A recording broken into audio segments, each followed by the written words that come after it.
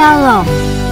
Jumpa lagi bersama saya, Evangelis Putri, dalam acara Renungan 5 Menit bersama Bapak Gembala Ade Sugeng Wiguno.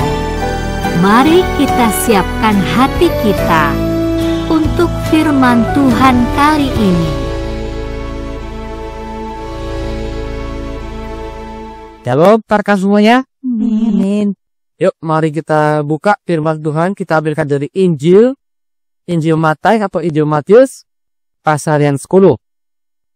Mulai ayat yang ke-16. Ayat ke-16 dikatakan, lihatlah, aku mengutus kamu seperti domba di tengah-tengah serigala.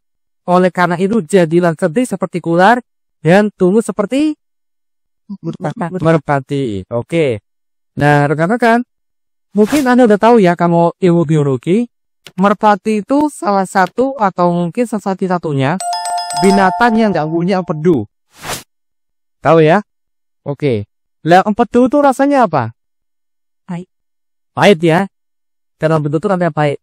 Nah, empedu sendiri itu gunanya buat apa? Kenapa makhluk hidup itu mengeluarkan cairan empedu? Buat menanggulangi racun. Jadi empedu itu gunanya adalah untuk antitoksinnya manusia ya, atau binatang. Nah, tapi di sini rekan-rekan, ternyata merpati itu adalah binatang yang nggak punya empedu. Artinya apa? Ternyata merpati itu adalah salah satu binatang yang paling sedikit atau paling nggak pernah berhadapan dengan racun ya, atau toksin.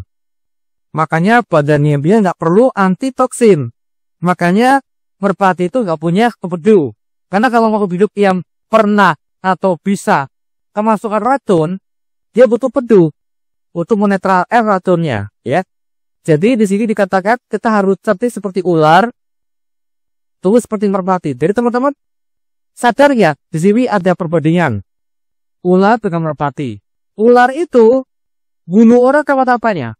Biasanya tahu Timur Tengah, terutama di Mesir ya, terkenal ularnya itu berbisa, alias ada racunnya. Tapi merpati itu empedu aja nggak punya. Artinya apa? Merpati itu memang nggak bisa kena racun.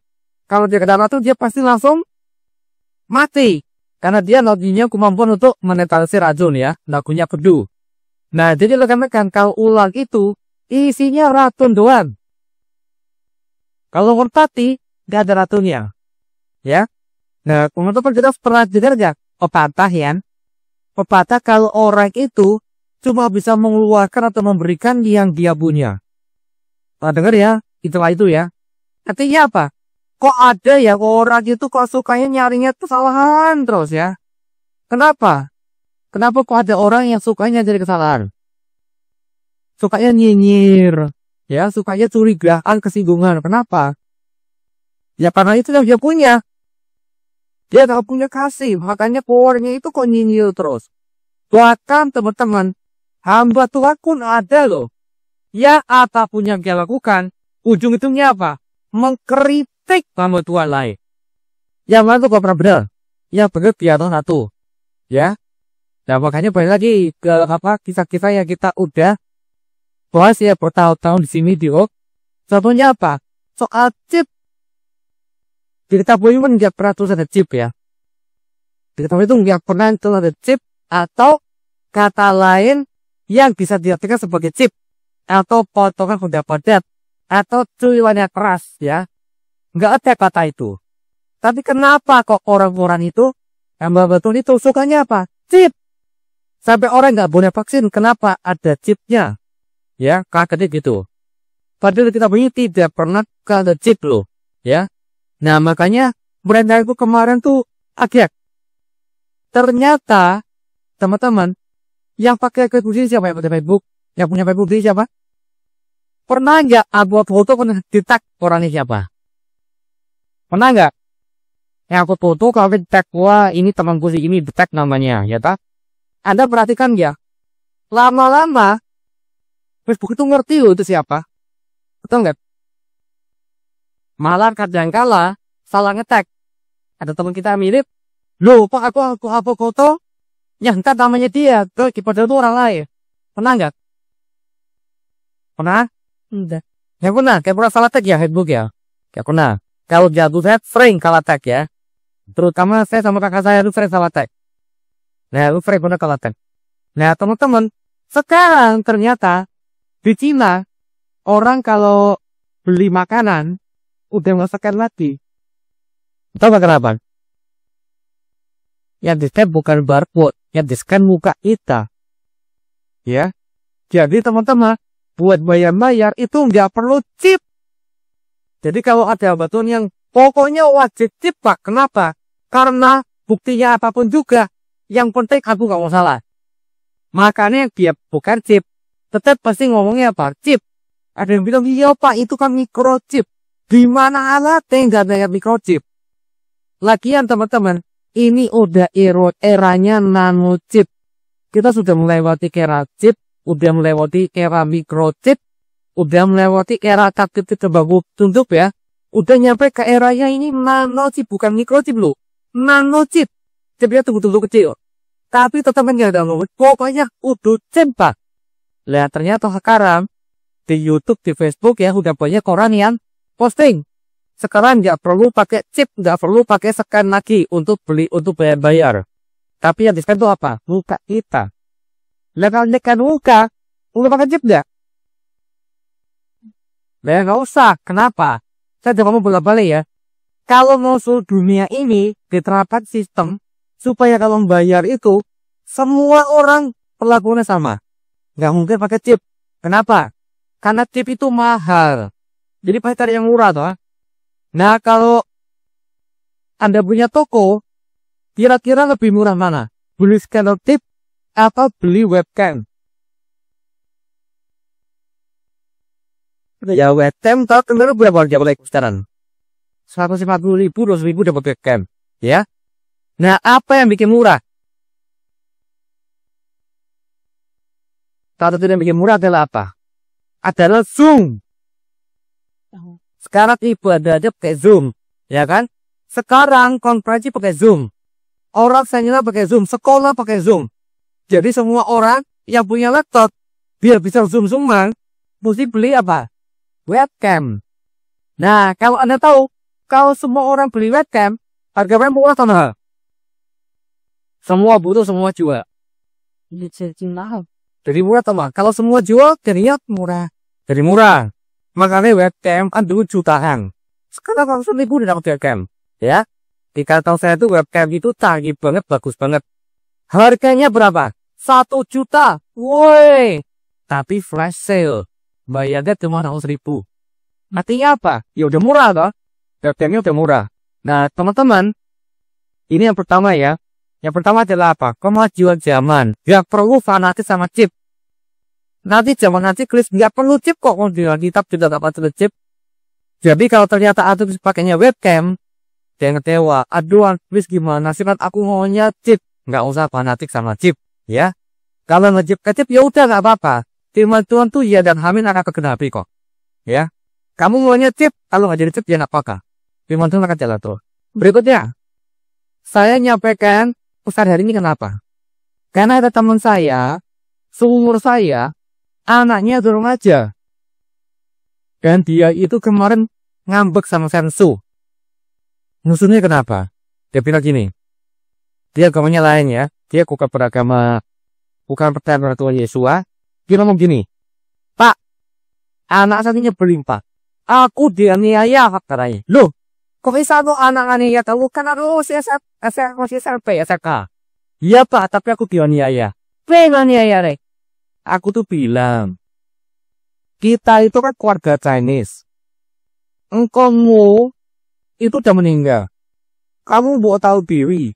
Kalau lagi acara keluarga gini, tahu masuk rumah papa itu, kamu pai-pai dulu kan ada meja arwah. Kamu bilang dulu Kong, selamat siang Kong, aku masuk ya. Gitu loh. Ngomong gitu. Lah kok anakmu kenapa Nami? Dia mau melanggar. Nggak boleh kah? Itu kan berhala. Loh kamu kan berhala. Nggak ada kamu, nggak ada kamu. Nggak ada kamu, nggak ada uang kuliahmu. Nggak ada kamu, nggak ada kamu hidup. Nggak ada kamu, nggak ada apa-apa, nggak ada rumah ini. Kita semua di pinggir jalan itu nih. Kamu tahu diri. Kamu menghargai kamu. Udah meninggal tuh minimal lewat tuh bilang ke kamu permisi. Ya nanti kira apa? Orang yang udah meninggal tak? Engkau mah udah masuk neraka tak? Lo kenapa masuk neraka? Karena nggak percaya pada Tuhan Yesus. Jadi tempatnya itu neraka pak. Papa, ingat ya pak. Nanti papa gak percaya Tuhan Yesus. Papa nanti masuk neraka. Ojo dia tolong aku pak. Papa kalau gak percaya Tuhan Yesus, neraka pak. Wah kok kan aku rakyat Jerman kata dia. Kok aku jujur, aku masuk neraka. Ya, terus saya bilang, telepon dia anakmu. Ya, kenapa oh? Kamu betul tak? Aku bilang, kamu bilang papa, engkau masuk neraka. Kalau papa nggak terima Tuhan Yesus, dia masuk neraka juga. Ya betul om. Memangnya kamu nggak percaya? Ya aku percaya. Gini loh, karena kamu tuh hanya papamu. Papamu itu maunya apa? Tak kamu kan toh? Anak tak apa ya? Kamu pengennya apa? Aku bilang gitu. Ya aku tuh pengennya anakku itu sopan sama orang tua. Orang udah meninggal. Orang udah meninggal tuh dihargai, dihormati. Bukan lagi hina-hina. Apalagi dibilang masuk neraka. Oh iya, oke. Aku tuh gak masalah. Agamamu apa? Yang penting masuk rumah papaku itu ya permisi. Kenapa? Ya hormat kalau papaku. Itu kan kong dia. Mau sama anaknya. Oke. Ingat ya. Papamu bilang masalah kamu itu bukan agamamu. Tapi apa? Sopan santun. Kamu lewat ruang tamu masuk rumah, ada meja harwar, kamu nunduk. Ya, nunduk permisi. Level berarti pak kakak saya. Ya betul. Tapi pak kamu maunya apa? Kamu lewat itu, kamu hormat, kamu leluhur. Itu loh yang papaku mau. Ya bukan minta kamu masuk agama mereka, bukan. Betul toh? Betul. Ya udah. Akur ya? Ya akur. Nah, terus anaknya tak ajarin, ya. Anaknya tak ajarin. Kamu kalau masuk rumah, kan ini kan rumah bekas rumah Kom. Kan rumah pamamu, rumahmu juga. Masuk itu ada meja arwah, kamu balik badan ngadep meja arwah. Lo nggak boleh. Ayatnya mama bilang nggak boleh. Ngadep meja arwah mana ayatnya kira aku nih? Yang nggak ada. Kalau ngadep tau enggak. Kamu ngadep meja arwah, tahu dewa sama Tuhan Yesus. Tuhan Yesus, engkau udah gak selamat. Udah meninggal tanpa menangkap. Aku mau papaku manaku gak seperti itu. Aku mau papaku manaku keselamatan. Ya, waktu Tuhan Yesus, sekeluarga masuk samain semua. Karena firman Tuhan berkata, satu orang selamatkan, seisi rumah selamatkan. Jadi kamu masuk meja arwah, kamu bilang, Tuhan Yesus, aku mau tata nama percaya padamu. Ya, enggak seperti engkau. Kalau kamu masih hidup, aku doa engkau di mana surga. Tapi tak terlambat. Aku percaya peminta saja. Jadi aku sekarang berdoa tata nama percaya sama Tuhan Yesus. Diperhatikan, besoknya anaknya mau ke sekolah, mau pergi sekolah, lewat meja aku, dia doa dulu. Tuhan Yesus, papa nama percaya. Amin. Baru keluar. Nah, papanya responnya gimana? Wah, kau sugeng. Keluar anakku baca bang. Sekarang sopan kok, mantap. Tiap kali keluar, doa dulu di meja aku. Masuk nak, doa dulu. Padahal doanya apa? Ya papa, mama, percaya Tuhan Yesus ya toh. Teman-teman kita punya iman betul. Punya iman betul, tapi tulus seperti merpati. Tapi liti seperti ular. Sekolah-kolah. Wah, bodoh uwane karmita. Ya, seolah-olah satu aja sama gua. Padahal apa? Enggak. Kita ke meja aku doanya apa? Kita doa apa nama kerja Tuhan Yesus. Tapi yang penting apa? Apanya bilang apa? Ini anak, tahu sopan. Jadi kita gak jadi putusan duluan buat patah yang masih belum percaya Tuhan Yesus. Betul ya? Nah, makanya sekarang karena bapaknya ini udah mulai akrab. Karena bapaknya merasa apa? Anaknya nurut. Orang Kristen dia mesti kan nurut sama orang tua. Sopan sama orang tua. Dia pun ternyata doanya apa? Papa, mama berkat Tuhan Yesus. Ya bang? Tapi kan doanya ya papa. Ya Quran dan Wakat dia ayah sama keluarga sendiri sama anak sendiri. Jadi papanya merasa damai japra, anaknya juga. Nggak tukar lagi sama papanya. Itulah pentingnya kita pakai apa? Pakai akal sehat ya. Jadi biarpun tuh cerdik seperti ular, tapi apa? Tulus seperti merpati. Nah, banyak orang Kristen itu nggak mau tulus seperti merpati ya. Dianggapnya apa? Wah, kan harus radikal. Radikal itu goblok. Ya, kalau nggak pakai atau sehat. Jadi kita secara raw itu radikal, tapi manusia kita nggak menganiaya dia. Kasihan dong kalau orang tua tuh menganiaya. Sayang sama kita, apa mesti kita aniaya? Jadi ya pakai akal, pakai taktik, strategi. Tetap tujuannya sama. Tujuannya apa? Aki, mami, maksud sama Yim. Karena percaya Tuhan Yesus. Tapi kalau mau tantangin terus, orang tua malah jekel. Tapi kita pakai hikmat, pakai akal. Ya, jadi kita tulus seperti merpati, tapi caranya muter se. Ya. Nanti kalau pagi ngamimu sudah percaya Tuhan Yesus, kira-kira meja abunya dibuang nggak? Dibuang. Tapi saya ada buktinya. Tapi saya buktinya. Ya. Gimana? Dia nggak percaya Tuhan Yesus, umpet-umpet masih buka sembayangan. Bikin top panjang pakai meja bola, meja pingpong. Bikin top panjang. Sembayang aku yang tahu tak? Yang makanan itu loh, sajen-sajinku. Banyak ya. Seranteng tuh, nggak tahu berapa ku sajen tuh ya. Dia bikin. Menurut dia apa? Ini buat papaku. Ini buat mamaku. Ini buat amanku. Ini buat bibiku. Lengkap. Semua dikasih saja. Ya. Buat dia, itulah bakti dia pada orang tua dia leluhur dia. Itu cinta kasih dia buat leluhur.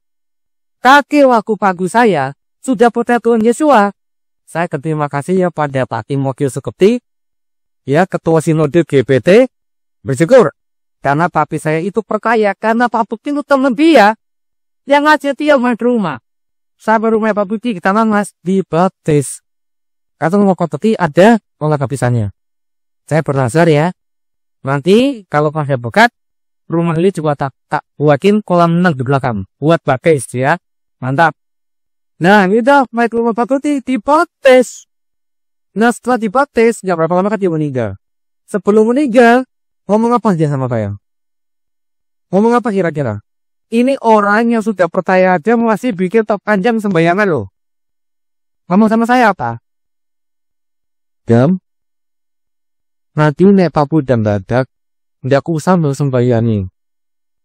Dulu pati takut nasi pagi di alam sana, nggak punya makanan, nggak punya uang, nggak bisa bayar anak-anak.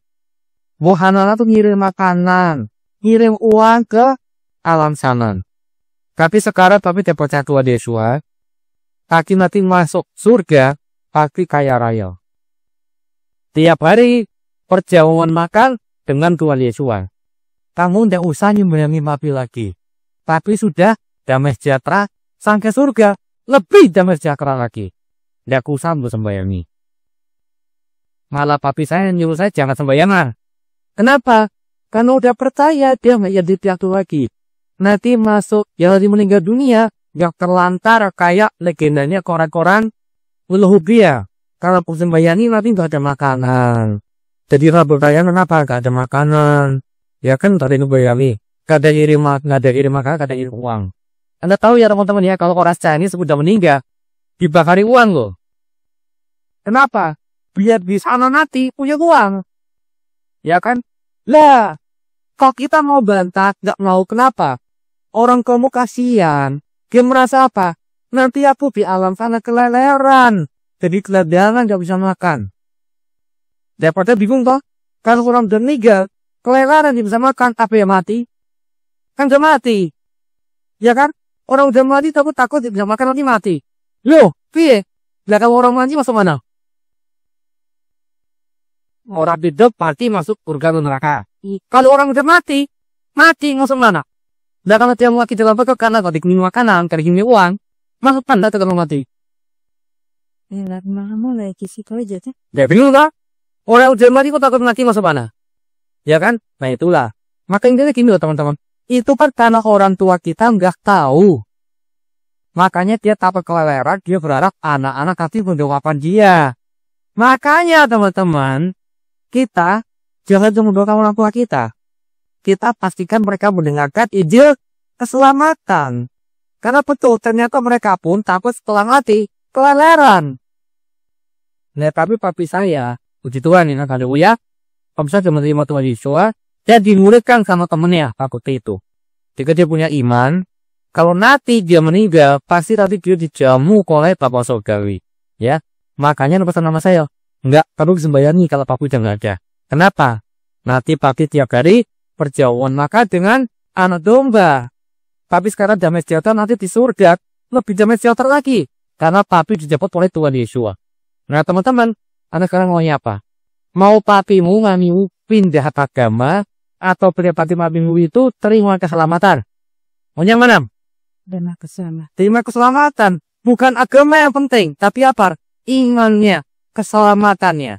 Sampai dia bisa berkata sama saya, jangan sembayangi. Ini kuat dari mulutnya orang yang sudah percaya. Takut loh, ngumpet-ngumpet tetap sembayangan. Waktu Pak Gembalanya dia, Pak Henok datang rumah ke sini, dia langsung berikat tuh beli jagung. Bukan sedikit beli jagung ya, sedikit jagung berikatnya. Kenapa? Dia tahu salah. Sembayangan. Tapi tetap dia sembahyang, kenapa? Karena itu bagi sayangnya dia sama orang tua dia. Ya. Besarnya orang sama orang tua dia. Waktu saya kecil, dia pernah ngomong sama saya. Dan nanti naik paku udah nggak ada. Kamu sembayangi ya. Kirimkan tanah. Kirimi tapi uang. Ya. Kenapa? Kok gitu? Kita belum tahu ya. Oh dia ngomong dia.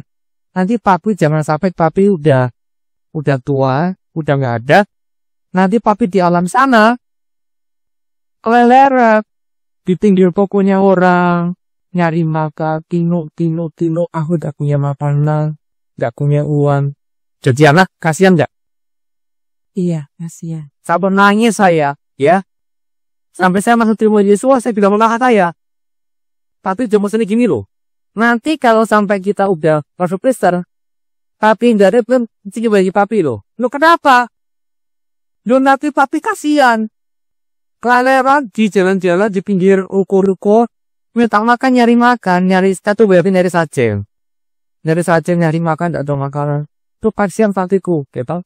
Nah kalau ada kasihan dengan orang tua Anda, selagi masih ada kesempatan, beritakan keselamatan, ya. Papimu jangan cuma mau kasih sajer, itu dikit. Kasihnya apa?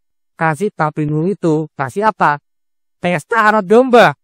Tiap hari di surga, pesta bersama dengan Tuhan. Itu loh kalau kamu sayang orang tuamu, jangan kasih yang minimal. Kasih pesta ya teman-teman. Jadi pastikan orang tuamu juga terima keselamatan dari Tuhan Yesus. Ya. Jadi teman-teman, hari ini pesan kita adalah kita betul harus setik seperti ular. Tapi jangan lupa, turut seperti merpati. Kalau Anda sayang orang tua Anda, jangan cuma menghindari konflik. Jangan. Apalagi mau konflik, jangan. Ya. Nanti nggak terima keselamatan. Jadi apa?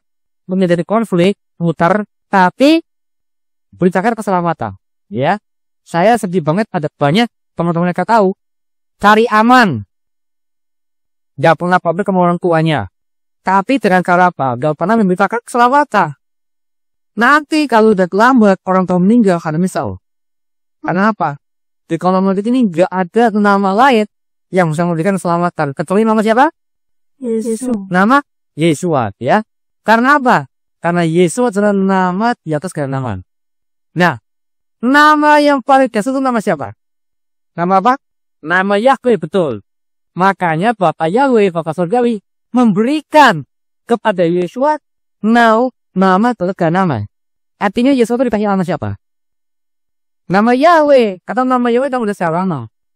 Nah, ada Indo. Kalau saya ini bukan yang punya istana negara. Istana merdeka ya. Saya bukan beli istana merdeka. Saya boleh yang ngasih istana merdeka dari anak. Jangan kamu tak kasih istana merdeka. Boleh nggak saya kasih gitu istana merdeka? Boleh nggak?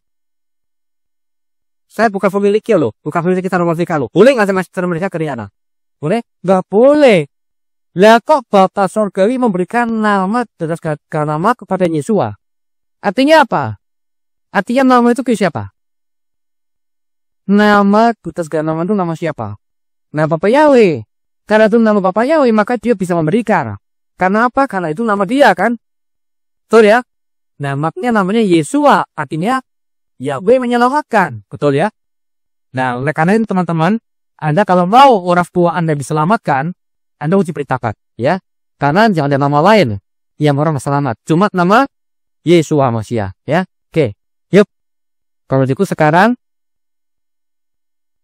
kita tutup dulu ya. Kita tutup kepala, kita berdoa dulu. Bapak Yahweh, hari ini kami percaya Tuhan kalau Kau memberitakan kami Tuhan untuk kami licik seperti kulada, tapi tulus seperti merpati. Kalau tulus seperti merpati, Tuhan kudu. Kalau kami kudu, nanti kami nggak jadi berkat. Tapi Tuhan, kalau kami licik Tuhan, kami tulus, nanti kami jadi ojek. Jadi kami lagi berdoa, Bapak, kami serahkan kami, hidup kami, ke dalam tangan-Mu, yang patah ya Tuhan, supaya kami boleh menjadi saksi, boleh tulus Tuhan seperti merpati, tapi juga licik seperti ular Tuhan. Artinya, kami tahu bersiasat gimana caranya, supaya kami boleh menjadi berkat Tuhan. Enggak jadi besar banget, tidak over sama orang Tuhan, tapi jadi berkat ke orang banyak.